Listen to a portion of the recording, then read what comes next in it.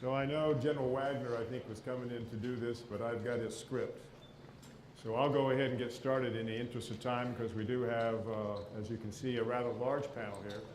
But we have a lot of information to put out, and I think you'll find this to be useful. So basically what it reads is, good afternoon, welcome to the 2010 ILW Contemporary Military Forum Series, the 17th year of these annual meetings and professional development presentations. Our goal is to give annual meeting attendees the opportunity to receive information from the Army's leadership and defense analysts that is relevant in facing the issues the Army faces today. This is one of 13 forums to be conducted over the next 3 days. This year our topics vary from areas of transformation and readiness and other issues related to national defense, and we are confident they will lead to your active participation during the Q&A period at the end of each forum. This afternoon, Transforming LandWarNet, Implementing the Enterprise Strategy will be led by Lieutenant General Jeff Sorenson, that's me. I says Chief of Staff, but it's not Chief of Staff, Chief Information Officer, G6, and Major General Rhett Hernandez, Commanding General, U.S. Army Cyber Command. And so now he's just going to turn it over to me, and so I'll talk to my panel members here. We have, as I said, General Hernandez, the CG. For our cyber, we have Mr. Rivera, who comes from us from DISA. We're going to have a discussion there about what DISA is providing in terms of their services. General Bowman, who is the Director of AONS, the Architecture, Operation, Network, and Space, and the CID-6. Jennifer Napper, Brigadier General Napper, she is the Commander of Night Signal Command, Army NETCOM. To her left is General Al Lynn, who is now the CG for the Signal Center down at Fort Gordon, the Signal Center of Excellence. To his left is Colonel Promotable John Morrison, who is the Director of the LandWarNet Battle Command Directorate in G357, Headquarters Department of Army. And to his left is Master Gunny Sergeant Bissier, who comes from us from the Marine Corps, representing General Allen and the fine group that we have down here. So with that, I think I have a lavalier mic. Is that right? I do. All right, so I don't really like standing behind the podium. And the way we've done this, so to keep everybody on tap to get this done in time, is we've basically constrained everybody to 10 minutes. I have a watch. And we have plenty of seats. You can sit down right here. I can sit down there? No, I'm good here, sir. I'm good here. We'll start here in 10 minutes, and everybody gets 10 minutes to speak, and after that, they're done. Whether they're done or they're done, they're done. Now, since I haven't started yet, also we've got these out here in the particular seats. The way we do this is I'd ask you to fill out a question. There'll be people walking up and down the aisle to essentially pick them up.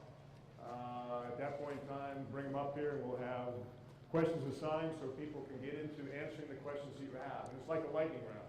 So it's not one question that gets 15 answers by everybody in the panel because we never get done. So whatever the question is, I give it to one person, that's the answer. If need be, you can follow up later on if you care to. But we want to get that out because I think that's one way of getting the information done. So I will get this thing started here and we'll get rolling. All right. So is this working? First slide, if nothing else. Okay, so I'm going to talk very briefly about where we stand in terms of our CONUS Expeditionary Army, trying to make sure we're progressing on time. Show you a little bit here what what the end state of this network's to look like, the to-be architecture, some of our enterprise initiatives, and then the conclusion. All right, so we talk about this expeditionary network from the standpoint of, you look at where the Army is today, where the Army's going to be at the end of 2011. So 80% of forces will be here in CONUS, and as it says right here, to be responsive to a Joint Force Commander, you essentially have to be expeditionary. To be expeditionary, you've got to have, if you will, the ability to be responsive, and that network basically brings around those expeditionary capabilities. To the point that if you see here in the Chief's vision of what the Army, what he's trying to build for the Army, that word network is right there, right next to tailable capability. And so it's important from his standpoint to make sure that we have this capability in our Army. Next.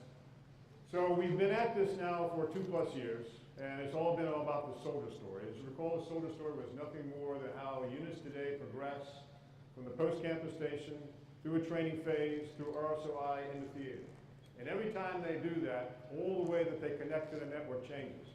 Their email, the way they connect from the transport standpoint, how they store their data, what they use for a collaboration capability.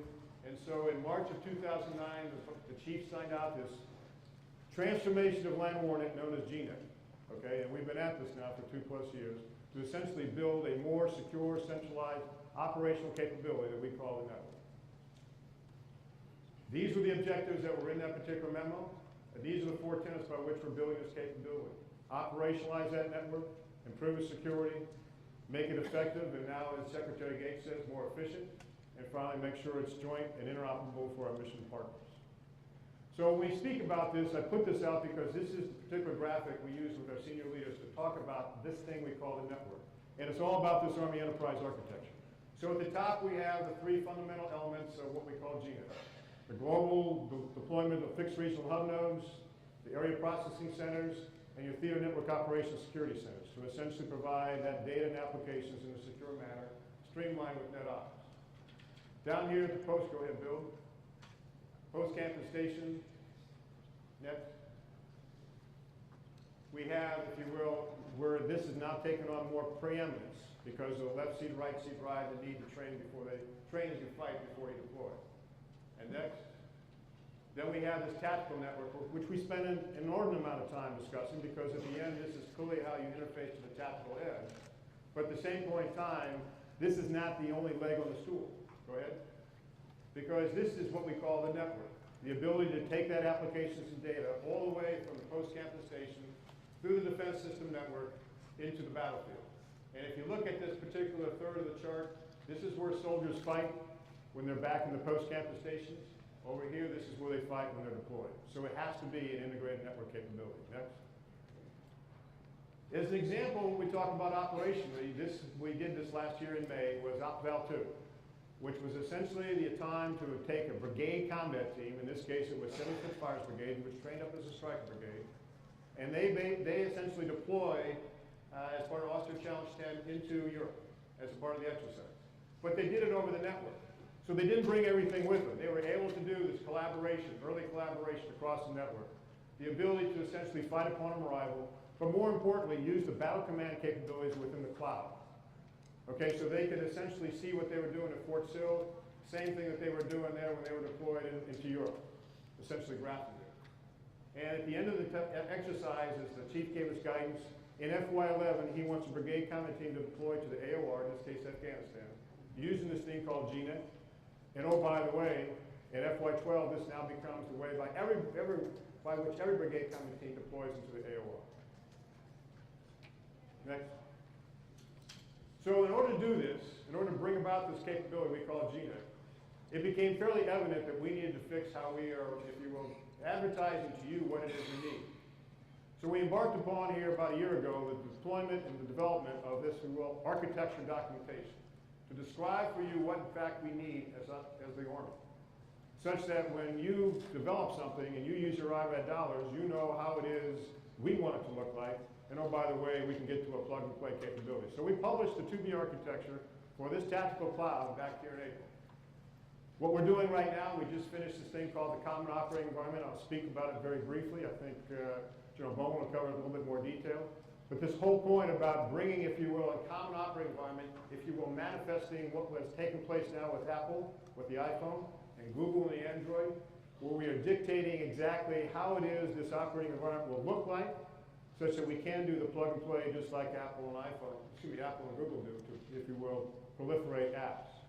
We're also working on the post-campus station to standardize that architecture, the same thing with information assurance and geospatial, but the bottom line here is important for all those in the audience. Because as we go through the weapons system review this year, all programs that have C4 IT relationships are going to be, if you will, baselined against this common operating environment and the architecture documents we have. Those are in compliance, fine, they get funded. Those that are not, they'll be racked and stacked, and then we'll make a determination what do we need to do to invest to bring them into compliance, or to let them, if you will, wash out of the system. So the point of the matter is this architecture documentation is now going to be used to essentially define an investment strategy for the Army. Go ahead. This is what we're trying to get at. And you'll see, if you will, four gateway, or four, if you will, control points that we talk about to take what is at the gig, to the TOCs, to the vehicles, to the aircraft, to the soldier, and the sensors. And at those four gateways, we're looking at four things. One is interoperability. What are those interoperability standards that we're going to mandate? Basically, what are two of the security, if you will, requirements that we're going to mandate? And third, in essence, to make sure that we've got it such that we can do the plug and play and data can be transmitted to gateways. And so looking at those three things and locking that part down as part of this common operating environment is all what we try to do to get to this plug and play capability. I mean, even today, we just got a message in here from theater, essentially saying there's all this radio and comms gear showing up, but quite frankly, we can't make sense of how to make it work together. So we got to do more of that on the front end as opposed to the back end. Next. We have a lot of enterprise activities taking place today. Enterprise email was just launched here at the end of September, and Mr. Rivera will talk a little more about what we're doing with DISA to partner with them. But that essentially is taking all the 1.4 million CAC users and 200,000 SIPR users and putting them on an enterprise instantiation, basically leveraging what DISA has and giving that capability such that you have now a cloud capability to access your email. Enterprise Service Desk, we've been at this now for at least a number of months. We've got about 7 installations on track right now using a 1-800 call number. As opposed to you call the local number, you now call a 1-800 number. Same thing here, Active Directory, consolidating 22 ports. The NetOps, the tools that we had deployed in our TNOps. Over 30 plus, we've now necked them down to 6. APC data center consolidation, again, General Bowman's going to talk about that, but taking 280 data centers down to 65 to reduce, if you will, points of presence, allow and improve security. And finally, unified communications and collaboration, mirroring, if you will, kind of what takes place in industry today, the ability to do web conferencing, the ability to do VoIP, chat, so forth and so on. And last, I just spoke to you about the common operating environment. You'll see a little note here about Google. We're also doing a pilot with Google to see what that can do in terms of using not only Google email, but Google Apps. Next. But this is kind of something I want to spend just a few minutes talking about, because apps for the Army, we did this last year, allowing soldiers and civilians to go off and essentially build apps for the Army based upon some common operating environments that we established there at DISA using their RACE contract, the Rapid Access Computing Environment. And at the end of the day, over that 75-day period, we had 141 soldiers participate in that, developing 53 web apps that people could use and download. And right now, we have 25 of these passing the certification. Now, you just think about it. Anybody sitting in the room has gone through a certificate of networthiness or authority to connect, authority to operate. You know, in many cases, getting paper filled out in 75 days is a success. But we demonstrated here through the use of the mobile apps, the common operating environment, how we could speed through that certification process and build out a storefront that people could download those apps. Now, that was only for Army soldiers and civilians. Go ahead. Next. What we intend to do this year is do this for industry and use, if you will, this whole notion of, if you will, social media to essentially delve into and determine what requirements might be, put those out in terms of some standards, in terms of what we're looking for, use the challenge just like we did with the apps for the Army to allow industry to come in and participate. We'll give you a few, maybe 30 days to show us what you have. We'll get that evaluated, and then we'll go ahead and determine those results, okay, at the end of the day, and award contract. So, I think that's my hook, and I've met my requirement. Talk to you about all these things, and I'll speak to those specifically in terms of questions later. At this point in time, I'm going to turn it over to Mr. Rivera. Good afternoon. Can you hear me? Good. So, like General Sorenson said, thank you for inviting me to this session. And I wanted to talk a little bit about our partnership, some of the endeavors that we're doing right now collectively between us and the Army, and trying to move the department into an enterprise infrastructure. Obviously, the biggest win that we have currently ongoing right now is the implementation of an enterprise email solution, which again is foremost in General Cartwright's eyes as one of the enterprise applications that we want to bring into the cloud. So this is a big one for not only the United States Army, but I think for the department as we continue to move forward. In the near term, we're working really hard with the Army in identifying a prioritized schedule of migrating them in concert to meet their BRAC requirements. But similarly, and in concert, we're looking at addressing those those executive, their combatant commands that they're executive agents for, and migrate them in concert in parallel with that. So this year is going to be a year of a transition for us as we migrate to an enterprise email solution, still partnering with the Army and Microsoft in that solution. Secondary to that, which is part and parcel, probably one of the most challenging pieces that, from an enterprise infrastructure perspective, is addressing the whole service forest and Active Directory component of this. Again, a partnership with the Army, the Air Force, and DISA, and how we're going to move forward with an enterprise application service forest as we move, move the applications, these enterprise applications into the cloud, but also to make sure that we're addressing those legacy applications that currently exist and are either going to be sent down in the future or how we address them in the long term. Again, and finally, of course, integrating those multiple types of forests that are being supported by the services and the agencies. Finally, probably the next big challenge that we have, which also is in parallel with email, is the ability to bring other enterprise applications into the cloud. And our first one being SharePoint as a service. So we've partnered with various organizations currently, and most of them have been in a dedicated fashion where we've built their solution, although a standard solution, still dedicated under their enterprise architecture and under their Active Directory, but not necessarily a SharePoint as a service or a service on the cloud. We are working with the Army now. We've got a pilot with Army Material Command. That's going to be one of the foundations to move us toward a more of an enterprise solution. Again, utilizing SharePoint 2010 and a standard architecture. What I'd like to do is just, I have 2 slides that I wanted to capture and present within my 10 minutes. The first one was, if I can, it was an opportunity to brief the Vice Chairman about a month ago. And when we talked to him about a month ago, one of the things I wanted to describe to him was what the challenge or the problem statement was that we're trying to address right now. So if you think about it from 3 components, the cloud hosting foundation, interoperability, and design to the edge, all those similar to what General Sorenson was talking about. I talked a little bit about what the current state is. Now, the current state doesn't necessarily mean a bad state, but it means this is where we are today, and this is some of the things that we are successful in, but I know we need to go further. And if I could talk to you some of these key points of this, dedicated resources from a computing perspective. So again, everybody still uses, from the department perspective, their own dedicated resources to do whatever computing needs to be done. Data stores tightly coupled to an application. The Vice Chairman's been very adamant that he wants to take data outside the dependency of an application and make it presentable to anybody who needs that data. We still design applications that are coupled to that data, coupled to those applications. And probably one of the biggest challenges we have, I think, is data test and development environments not necessarily being developed under the construct of what's going to be in the production. So you have that enclave that it's being developed on, and not necessarily when you move it into production, you now have the challenges of how do you address those pieces that were not developed within in the development environment. From an interoperability perspective, I said again, data and storage coupled with applications. What does it do? It limits our ability for interoperability between functional areas. And from a COOP or availability perspective, designing applications from the stovepipe solution. Finally, from design to the edge, content delivery. Now, this is a success story. We've actually started building content delivery across the globe for the department. We have 53 nodes worldwide under an Akamai architecture.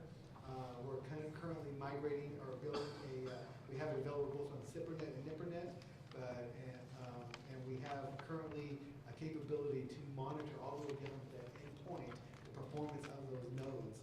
So where do we need to go from a target state? I don't want to repeat everything else, but I think it's what bottom line, if you think about it, it's building that global mesh computing environment, making it seamless from a development to a production environment, making it interoperable from using the appropriate enterprise services, and finally, extending that capability. One of the things that the Vice Chairman said when we briefed him was he wants to be able to take that aperture beyond where the visibility.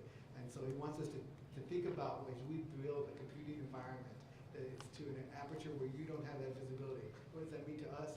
Remotely managing applications as far to the edge as possible, knowing that you're not going to be able to have people there, but you have the capability to manage. Second slide, please. So what does that do for us? So next slide, please. So what it does is, from a delivering of an enterprise infrastructure capability, it kind of puts a framework around everything, from a self-provisioning perspective, using solutions like General Sorenson said with RACE and Forge.mil for the common developer environment, to building it under a common stack, Wintel stack, common LAMP stack, where everybody's using the same library codes that are available for the department. And therefore you have a common knowledge base, a common framework, and common sets of coding tools to do this development under a set of enterprise services that can be utilized. What's the foundation of all that stuff? It's a virtualized environment that everybody has access to. You're not box hugging, you're all using common resources, not from just a computing perspective, but from a storage complex perspective. Finally, and again, like General Sorenson mentioned, that General Bowman was looking at it from an infrastructure perspective. What's the infrastructure going to look like from an APC, a deck perspective, Air Force APC perspective? So bringing those and using common solutions, common TTPs and governance to manage those as we move forward. I think I presented my 10 minutes, sir. Thank you. Very good, very good. Okay, General Bowman. No, sir, I get the rest of Alfred's time, right? The answer is no. Yeah, we'll see how this goes. We're going to use a couple of slides that General Sorenson used. All these slides, except for one, and there's only 5, have been shown up through device. It's common stuff, and it's a common message that's going out. First slide, please. What we have is an uncommon operational environment today. We need a common one. Carol Wortman and her folks over in AAIC worked hard on this with scores of other people, and we published, slide please, and we published the Common Operating Environment Architecture. It's also been signed by Dr. O'Neill,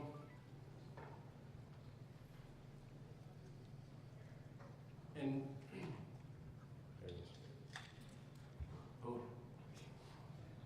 it's also been signed by Dr. O'Neill.